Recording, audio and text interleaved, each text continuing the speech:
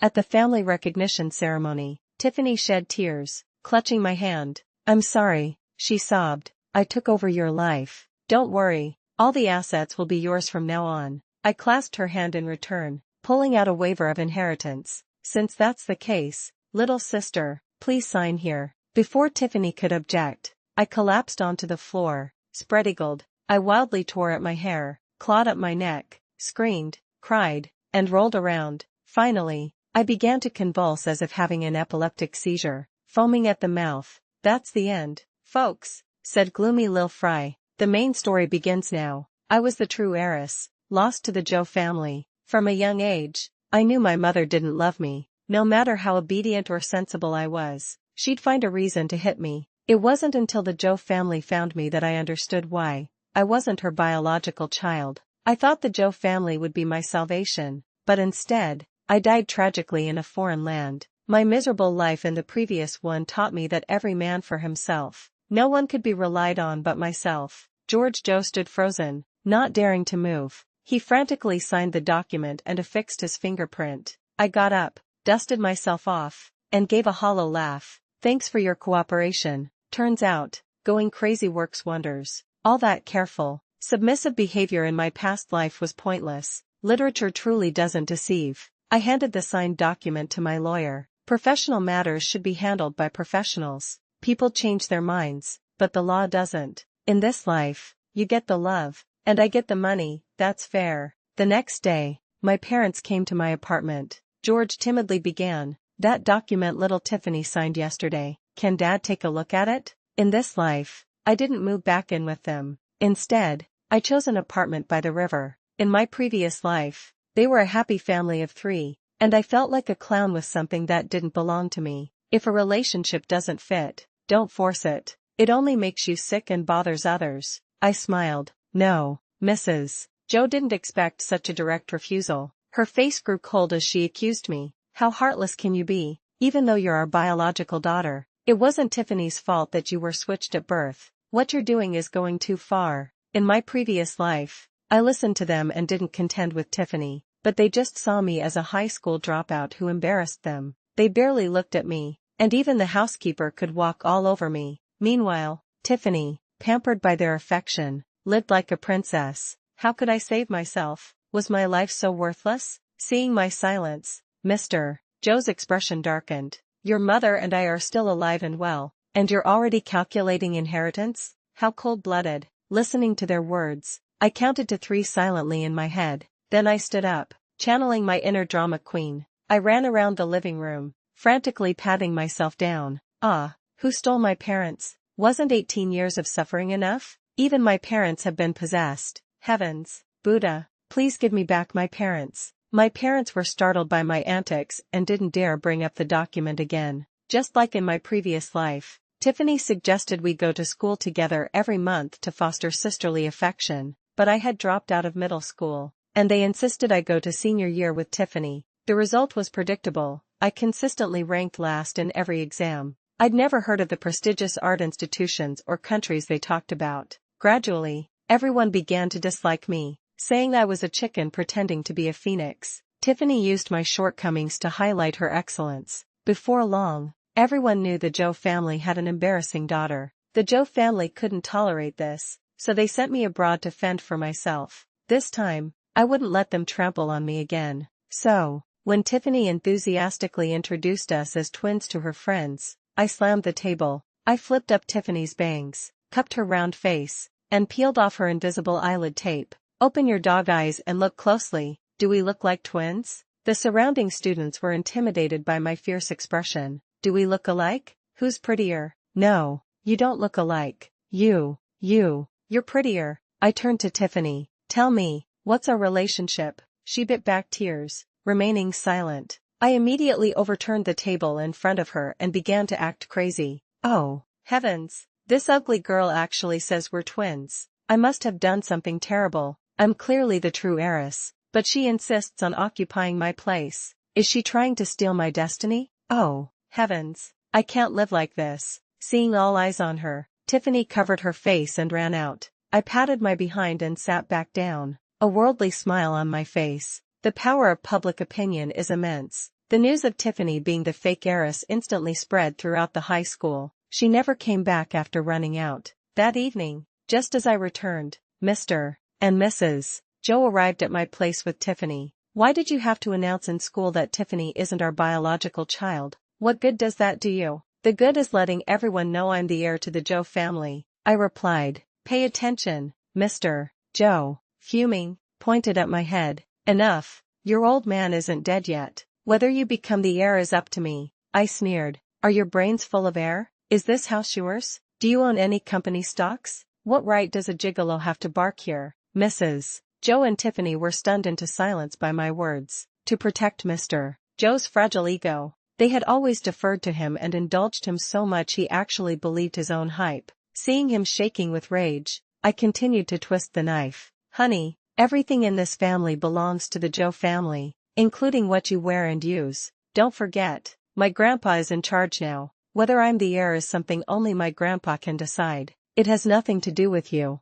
Show me some respect, and maybe I'll toss you some scraps. Otherwise, I'll kick you out the moment I take over." Mr. Joe took off his leather shoe and hurled it at me. "You bastard, you ungrateful wretch. I'll tear your mouth apart." I dodged the shoe with a swift move. Then I turned to Mrs. Joe. "Your husband is hitting your biological daughter, and you're just standing there watching? Is this how you make up for the 18 years you looked for your daughter? Is a daughter you carried for 10 months less valuable than a husband who only sucks your parents' blood?" Despite my barrage of questions, Mrs. Joe remained unmoved. "It's only right for your father to discipline you." Seeing this, I quickly threw open the front door and ran out, screaming, "Help, murder, someone's trying to kill his wife and abuse his daughter." Neighbors immediately came out to gawk, surrounding our house. Some even pulled out their phones to record. Mr. Joe, who was always concerned with appearances, had no choice but to stop. After these incidents, Tiffany understood that confronting me directly was futile. She began to devise ways to create the impression at school that I was bullying her,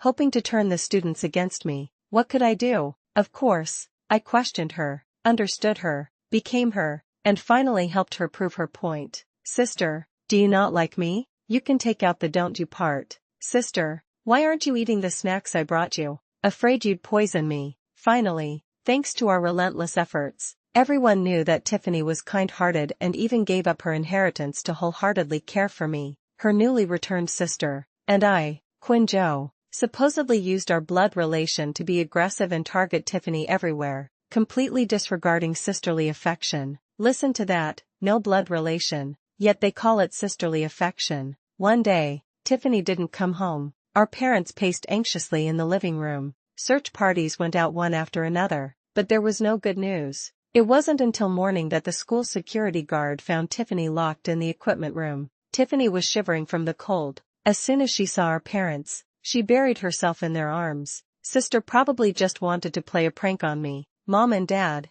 please don't blame her," I scoffed. "I wasn't just playing a prank." As soon as I heard she planned to lock herself in to frame me, I specifically turned off the air conditioning in the equipment room. In this freezing weather, I gave her a big gift. Mr. Joe heard her words and rushed over, slapping me across the face. "You're so vicious at such a young age. Apologize to your sister right now." I rubbed my stinging cheek and walked over to my mother. I grabbed Tiffany from her embrace and slapped her across the face, then back again. Like father, like daughter, two for the price of one. "Which eye of yours saw me lock you in?" Tiffany screamed in terror. "Quinn, stop. Your mother is so disappointed in you." I chuckled. "I'm not afraid of your disappointment." I gave her a fearless look and increased the force of my hand. With one hand, I gripped Tiffany's hair, and with the other, I secretly pinched her flesh under the table. Tiffany held in pain. "Stop, stop. I'll tell. I accidentally locked myself in there." "Why would you lock yourself in? Don't lie." I gave her another hard pinch on the waist. "Wah, because I wanted to frame you." I released Tiffany, and she scurried away like she had a speed boost. I walked over to Mr. Joe. "Did you hear that? You should be disciplining your adopted daughter, not spreading rumors at the drop of a hat." The teachers in the office pointed and whispered about me. "Someone is slandering me, and I'm not allowed to clarify." Oh, heavens. They're spreading rumors without even checking the surveillance footage. Are they trying to drive me to my death? I crawled on the floor, twisted and dark, and then closed my eyes, feigning unconsciousness. Yet, 4 days afterward, rumors of me harming Tiffany spread everywhere. I found my homework torn and my water bottle filled with laxatives. How childish. These were mere trifles to me. One afternoon, after using the restroom, I found the door locked from the outside. I could faintly hear suppressed laughter. Unstoppable, fearless, I stepped back, kicked open the door, and then grabbed the mop from the restroom. I soaked it in the toilet bowl and charged at them. Tiffany and her group screamed and retreated. I didn't care. I aimed directly at their faces, especially their mouths. I'll sicken you all. The mop, dripping with dirty water, was a weapon. Soon, their faces and bodies were covered in grime. Quinn, I'm not done with you. They scurried down the hallway, a ridiculous sight. Tiffany, enraged by my laughter, lunged at me. I didn't hold back, sweeping her to the floor with the mop. Tiffany yelped in pain. I leaned against the doorframe, one leg propped up, blocking their way into the classroom. No dirty things allowed in this classroom. As we were at a stalemate, the homeroom teacher arrived. Seeing the mop in my hand, she didn't dare come too close. Quinn, how dare you? This school is not for your tantrums. Apologize to your classmates immediately and write a 3,000-word self-reflection. I scoffed, still blocking the doorway. The teacher is speaking to you. Do you have any respect for your elders? You're a bad apple spoiling the bunch. How could the Joe family produce a daughter like you? Respect for elders? Please, you don't deserve to be a teacher, I retorted. Your teaching quality hasn't improved, and all you do is suck up to the administration. You divide students into tiers, and turn scholarships and awards into tools for buttering them up. Today is your last day on the job. Get ready for an investigation. The homeroom teacher was so angry her whiskers seemed to flare. How dare you? Instead of yelling at me, you should be tallying up all the bribes you've taken, I continued. Return them quickly and hope for leniency. In my previous life, she had taken many gifts from Tiffany, which was why she turned a deaf ear to my plight. The students in the classroom, who often felt discriminated against due to their families' financial struggles, now looked at me with shining eyes. I felt a little embarrassed. The next day, we had a new homeroom teacher, who wholeheartedly helped us prepare for the college entrance exams. Without the toxic atmosphere, the learning environment felt much fresher. On the weekend, the Joe family chauffeur picked me up for dinner. I knew with my gut that it was a trap. I deliberately changed into comfortable athletic wear. I couldn't let my clothes hinder my performance. My chair hadn't even warmed, and I'd barely touched my food when Mr. Joe began to scold me. He went on and on about how selfish, willful, and disrespectful I was. Then he pressured me to hand over the inheritance waiver Tiffany had signed. You weren't with your mother and me when you were little, so you have some bad habits, but as long as you're obedient and willing to change, you're still a good child, he said. We won't treat you unfairly. I looked at Mrs. Joe, my birth mother. Mom hopes you can get along well with Tiffany. Is it true that some people would rather choose a good-for-nothing man over loving their own child? I stood up and smashed my plate on the floor. It shattered into pieces. What a joke. When have you ever treated me fairly? Since I came back, have you ever truly cared about me? Have you ever asked what kind of life I lived before? I want to get along, but Tiffany constantly targets me. Which time wasn't she the aggressor? But did you ever once stand by me? Quinn,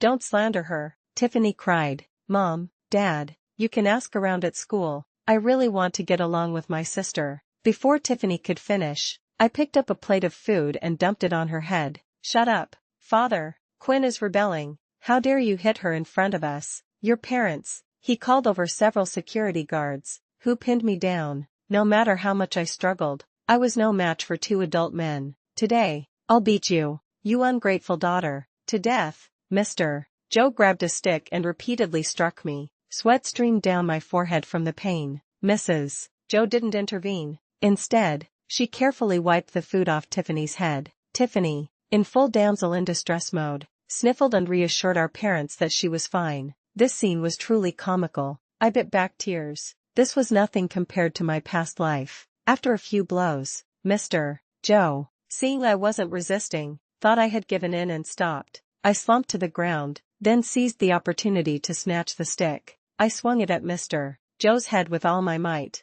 He crumpled to the ground, unable to stand. The security guards were stunned. Mrs. Joe shrieked and lunged at me, slapping me across the face. Quinn, I don't have a daughter like you. She immediately rushed to help Mr. Joe. Good. I don't want parents like you either. The villa descended into chaos. Seeing someone trying to call, I brandished the stick. Who dares to call? The housekeeper was terrified. I was truly hitting them. I counted in my head, 80, 80, 81. I smashed the house to pieces with the stick. Mrs. Joe roared, Quinn, get out of here. I didn't linger, leaving with the stick. No one dared to stop me. In the days that followed, no one from the Joe family contacted me. Tiffany would cross the street to avoid me at school. I heard Mr. Joe was hospitalized for several days. Just a few days? I must have gone easy on him. They canceled all my credit cards and reclaimed the apartment. They also had their lawyer draft a statement severing parental ties. I signed it without hesitation. Let them be happy for a few days. For my 18th birthday,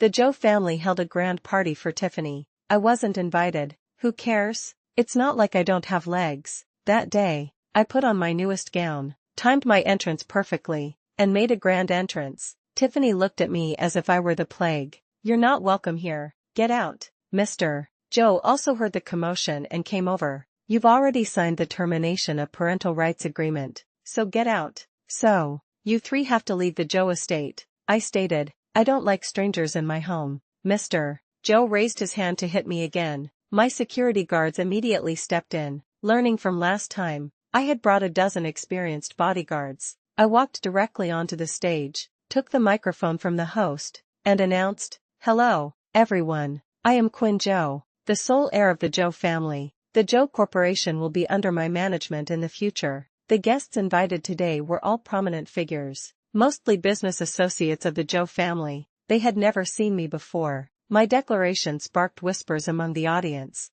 Mr. Joe tried to stop me, but my security detail was too strong. I then dropped my second bombshell. By decision of the board of directors, Mr. George Joe is hereby removed from all positions within the Joe Corporation. Furthermore, he will be fully prosecuted for all illegal and criminal activities committed during his tenure. Upon hearing my words, Mr. Joe abandoned all pretense and began to curse from below the stage. Quinn, you little b*tch. Your elders don't acknowledge you, so you're nothing. You're not even fully grown and you want to kick me out? I've been with the Joe family for 20 years. Let's see who dares to give you so much power. I do. A powerful voice boomed. It was Grandpa Joe, the founder of the Joe Corporation. George immediately fawned over him. Dad, weren't you recuperating at the mountain retreat? You should have told me you were coming so I could pick you up. Grandpa Joe turned sideways, ignoring him, and then ascended the stage, repeating everything I had just said. Now everyone understood the gravity of the situation. The Joe family was about to undergo a massive change. In the study, Grandpa Joe sat at the head of the table, while I lounged on the sofa, eating a small cake. Mrs. Joe entered with a report. Dad, why are you becoming so confused? George has devoted himself to the company for 20 years. How can you kick him out and give the family fortune to an outsider? She then turned to me. How can you, a child, be so malicious? I can't believe you managed to deceive an old man. Dad, she's a liar. She's not my daughter at all. If you're going to give the family fortune to anyone, it should be Tiffany. She called you Grandpa for 18 years. Mrs. Joe handed the document to Grandpa Joe, but he didn't take it. I kindly picked it up. It was a DNA report stating that I had no blood relation to him. Did George give this to you? My husband already told me about your scheme, she replied. I won't let you succeed. I couldn't help but roll my eyes. My idiot phobia was flaring up. I turned and grabbed the ice water from the table, pouring it over Mrs. Joe's head. Will this help you sober up? Mrs. Joe shrieked from the cold. George immediately rushed in from outside and pulled her into his arms. What a show of marital affection. Quinn, please leave immediately. For old time's sake, I won't pursue legal action against you. I sneered a few times. You can't even protect yourself. You should worry about yourself first. Mr. Joe continued to plead with Grandpa Joe. Dad, how can you bear to watch an outsider bully your daughter? Grandpa Joe sighed in distress. Stop helping people. Respect others' destinies. This also applied to family. To help Grandpa Joe, I slapped Mr. Joe across the face. The slap echoed throughout the study. Mr. Joe was pinned down, his mouth gagged, unable to do anything but glare. That slap was for my grandpa. Slap. That slap was for my grandma. Slap. That slap was for my mom. Slap. That slap was for myself. Slap. That slap is for all the times you hit me before. Slap. That slap is for the netizens. Mrs. Joe, seeing this, crawled over and clutched my skirt. Quinn, Mom is begging you, please forgive your father just this once. From now on, our family will be together every day. My voice was icy. He will receive the punishment he deserves, and he will serve his time, not one less. Mrs. Joe stood up and raised her hand at me. I grabbed her arm. How can you be so cold-blooded? He's your biological father. Do you have to force your mother to her death? I ignored her and motioned for the security guards to drag her out. The next day, Joe Corporation released 2 major news stories. One was about the company's new personnel appointments, and the other was the full story of the entire incident. Such matters couldn't be kept secret by the Joe family, so it was better to disclose them ourselves to avoid being seized by others later. Wealthy family scandal. Rich heiress deceived by gigolo. True and fake heiress. Each headline was prime fodder for gossip. Within an hour, they went viral across all platforms. In the article, I subtly implied that Tiffany had known all along, which was why she had been so hostile towards me, the true heiress. As for whether Tiffany had known in advance, I didn't care. Online harassment was just an appetizer I served her. Suddenly, netizens launched a barrage of attacks against George and Tiffany. Even Tiffany's deceased birth mother wasn't spared. As for Mrs. Joe, she became a well-known negative example of a woman blinded by love. Soon after, George was arrested for embezzlement and misappropriation of public funds. Only imprisonment awaited him. I heard he refused to confess in prison and kept demanding to see me. I had no desire to hear his excuses. There was no affection between us to begin with. I simply ignored his requests. Mrs. Joe badgered Grandpa Joe daily to visit George. Dad, please save George one last time. He truly knows he made a mistake. He did all of this because he had no choice. Grandpa Joe looked at me worriedly. I quickly explained.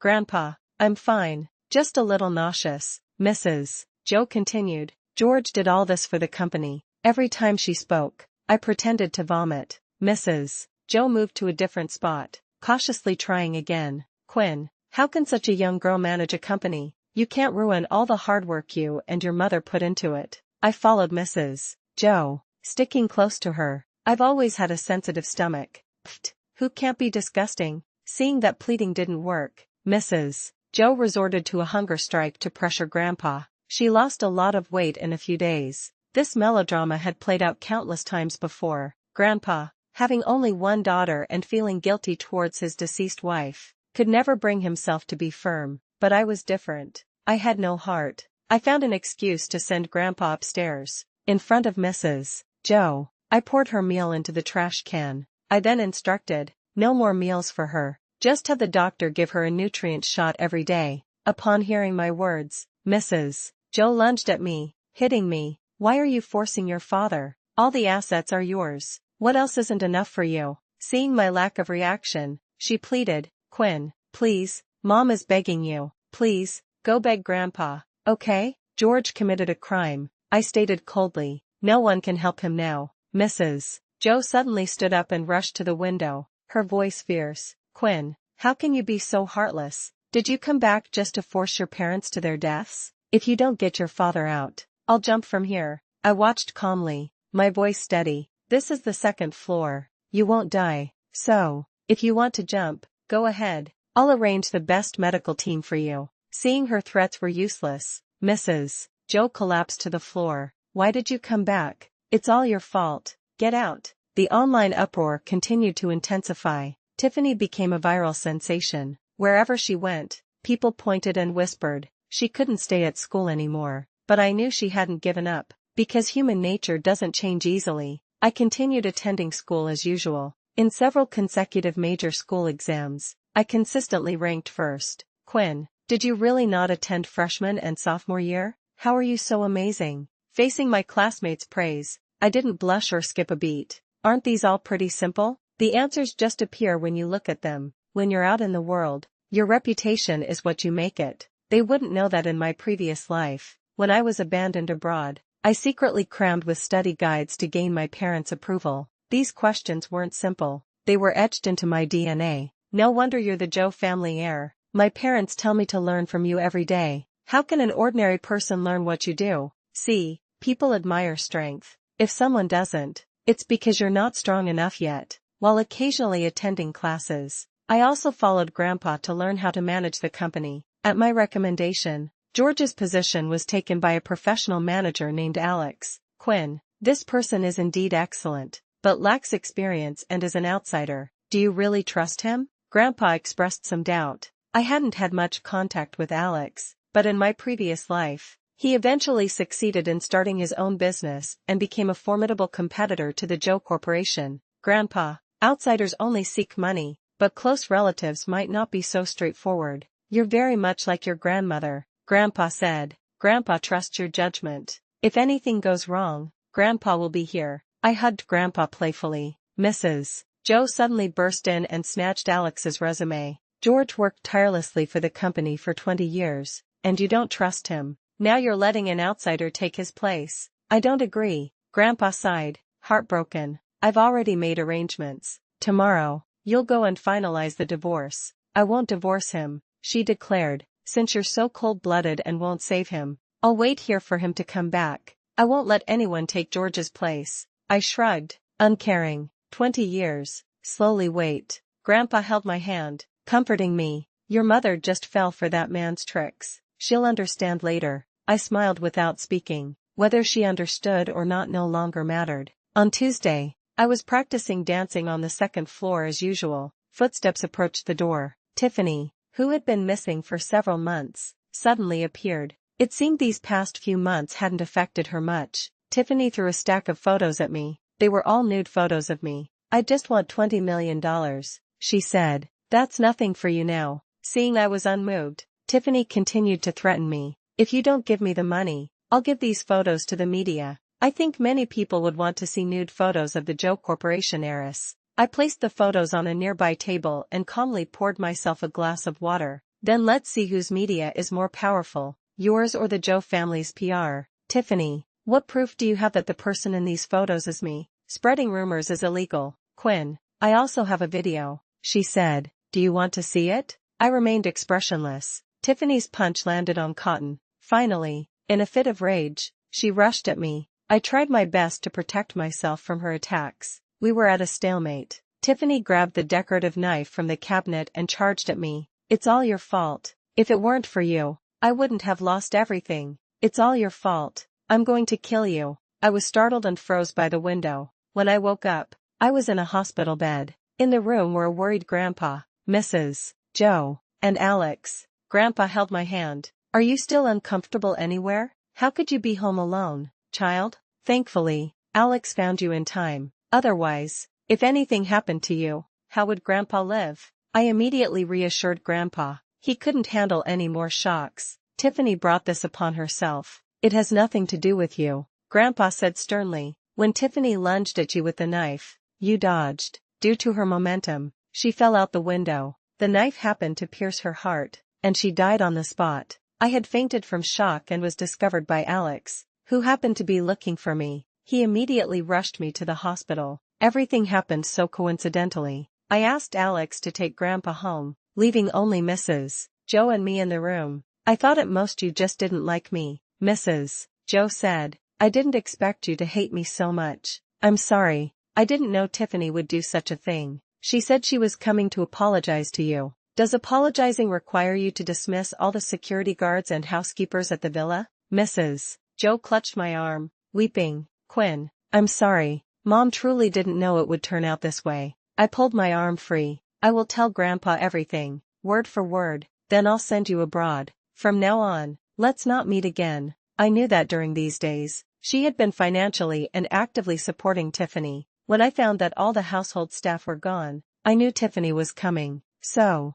I had secretly replaced the decorative knife in the cabinet with a real one. Grandpa still couldn't bring himself to be firm. I planned to deliver a strong dose of medicine and, in doing so, send Tiffany to prison, avenging her hitting me with a car in my previous life. Unexpectedly, fate was on my side this time. Her knife pierced her own heart. A life for a life, that's all. After this incident, Grandpa's heart was completely hardened. No matter how much Mrs. Joe apologized or regretted, it was useless. Mrs. Joe was sent abroad. Neither Grandpa nor I answered her calls. From then on, I had no further relationship with her. For 4 years of college, I managed the company while studying. With Grandpa's and Alex's help, the company steadily progressed. However, there were always some old fogies who, relying on their seniority, dismissed me and tried every possible way to squeeze me out of my position. It didn't matter. Besides competence, I also knew how to go crazy. Director Lee slammed the document on my desk. I disagree with this project. The project is already halfway done. Both people and money have been invested, I stated. Now you're telling me you disagree? After I patiently explained for an hour, Director Lee still insisted. I don't care. I won't listen. I won't look. And simply demanded to pause the project. Well, then you can't blame me. I stood up, took off my heels, messed up my hair, and smeared my lipstick. I rushed over to Director Lee and began to crawl, contorted. Help! Oh my goodness! Director Lee is sexually harassing me. I know I don't have parents to protect me, and Grandpa is old, but even if I die, I won't suffer such an insult. Director Lee was so scared he didn't know where to put his feet. Fearing that people outside would hear, he tried to cover my mouth. I didn't hold back and bit him directly. Then I prepared to open the office door. Director Lee stopped me. My ancestor? I have no objections. From now on, you can do whatever projects you want. I stood up, smoothed my dress, and extended my hand. Pleasure doing business. Ultimately, subsequent project developments proceeded unusually smoothly. Whenever someone tried to create obstacles, they had to consider the consequences. Relying on my desperate drive and shameless audacity, I steadily established myself in the company. After Grandpa handed over all company matters to me, he often sat at home, staring at photos. I knew he missed his daughter, but he never mentioned it. Afraid I would mind looking at my aging grandpa, I had my mother brought back. I didn't attend the welcome home dinner. Unexpectedly, she came to find me, bringing gift after gift. Quinn, this is what I learned abroad. These scarves, gloves, and sweaters are all handmade by me. Try them on and see if they fit. I didn't reach out to take them. She then took out other gifts. These are gifts I prepared from your first birthday to your 23rd. From now on, Mom will never miss your birthdays. I couldn't sit there and play out a mother-daughter reunion. I have a company meeting. I'm leaving now. Please take these things with you when you go. I don't need them. She blocked my path and slowly knelt before me. I'm sorry. Mom truly knows she made a mistake. I've already divorced George, and I won't have any contact with him again. For the past few years, I've regretted every single day. I know I don't have the right to ask for your forgiveness, but please, give Mom a chance. I'll make it up to you. I promise. I don't need your compensation, I said. If it weren't for Grandpa, I would have hoped you'd never come back. Please don't come looking for me again. With that, I left, ignoring my mother, who was crying behind me. Not all mistakes can be compensated for, and not all hurts can be forgiven. The maternal love I never received in the past, I no longer needed in this life.